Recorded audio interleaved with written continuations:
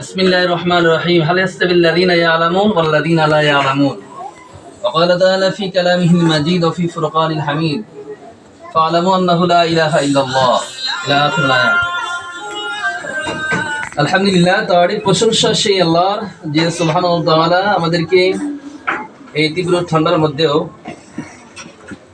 পৃথিবীর শ্রেষ্ঠতম জায়গার মধ্যে থেকে দ্বিতীয় স্থান যেটাকে বলা হয় মাদ্রাসা, পৃথিবীর শ্রেষ্ঠ জায়গা হলো মসজিদ বাইতুল্লাহ, মসজিদের আল্লাহর ঘর, আর মাদ্রাসা হলো নবীর ঘর। এই দুইটা ঘর পৃথিবীর সবচেয়ে দামি। সুবহানাল্লাহ।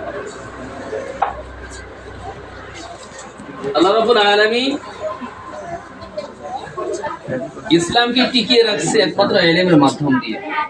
যতটা নবী আসছেন, নবীদেরকে আল্লাহ রাব্বুল আলামিন ইলম দান করেছেন, তার মানে হলো কোরআন দান করেছেন, কিতাব নাযিল করেছেন।